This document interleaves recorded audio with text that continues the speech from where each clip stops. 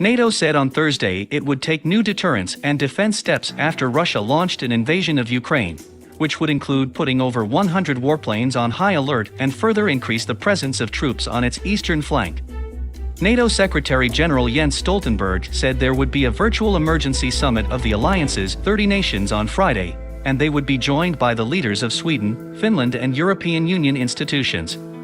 Russian forces invaded Ukraine by land, air and sea on Thursday, confirming the worst fears of the West with the biggest attack by one state against another in Europe since World War II.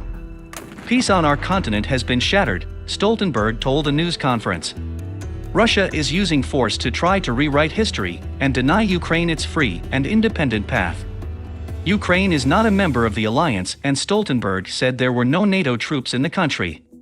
We have no plans to send NATO troops in Ukraine. What we do is defensive, he said. The new measures planned by NATO would enable it to deploy capabilities and forces, including the NATO Response Force, to Eastern European countries. NATO is planning to create battle group structures like it already has in Baltic states for the countries on its eastern flank, Slovak Foreign Minister Ivan Korčok said, adding the move would include Slovakia. The unit will be made from countries that are geographically close to us. It will be about several hundred soldiers which will come with equipment that we don't have and which will significantly increase our ability to defend our country, Slovak Defense Minister Jaroslav Nad said. NATO said earlier in a statement that it had decided to take additional steps to further strengthen deterrence and defense across the alliance, but its measures were preventive, proportionate and non-escalatory. This is a deliberate, cold-blooded and long-planned invasion, Stoltenberg said. Russia's unjustified, unprovoked attack on Ukraine is putting countless innocent lives at risk with air and missile attacks. Fears Vladimir Putin could unleash new weapon that ruptures lungs. Western officials have expressed serious concerns that Russia could unleash some of the most dangerous weapons in modern warfare to devastate Ukraine as conflict deepens. Vladimir Putin could use terrifying thermobaric rockets on the people of Kyiv, following their assertive display of resistance to invasion. Officials have already warned that the Russian leader wants to decapitate President Volodymyr Zelensky's Ukrainian government by overthrowing the capital, the Mirror reports. Мене як ціль номер один. Мою родину як ціль номер два. Вони хочуть. However, after thousands of armed civilians stepped up to defend their country alongside Ukrainian soldiers, Russia's efforts have not yet been successful in taking over the city. Now officials fear Putin will activate thermobaric missiles, which contain a deadly compound of highly explosive fuel and chemicals, to send out supersonic blast waves that have the potential to tear buildings and bodies apart. At a briefing on Friday, Western officials expressed their fear that the Russian leader would resort to such weapons, which could cause huge loss of life and turn cities to rubble.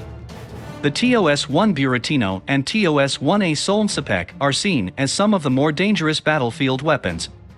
The Russian TOS-1 Buratino weapons are thought to have already crossed the border into Ukraine, and officials said their use would cause indiscriminate violence.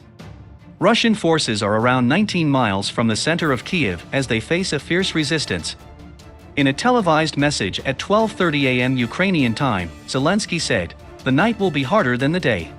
At night they will storm, you cannot give up the capital. We must survive this night." On Friday, Ukraine claimed it had shot down a Russian plane carrying some 100 paratroopers approximately 20 kilometers from Kyiv. In total, 2,800 Russian troops had been killed or wounded, 80 armored vehicles destroyed and 17 jets and helicopters downed across the country by Friday afternoon, Ukrainian officials said. But a spokesman for Mr. Zelensky said on Friday night that his country is in talks with Russia to arrange a time and place for talks, adding, "Ukraine was and remains ready to talk about a ceasefire and peace." The Russian army resumed its bombing campaign on Kyiv through the night, and by Saturday morning, February 26, videos of missile strikes on residential buildings close to the center had emerged. Intelligence from the West suggested that Putin's men had hoped to take the capital within 48 hours, but the fierce contest over the city continues.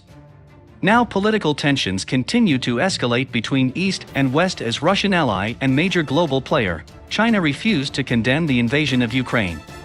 Instead, the country abstained on a UN Security Council resolution to condemn Russia's aggression against Ukraine on Friday.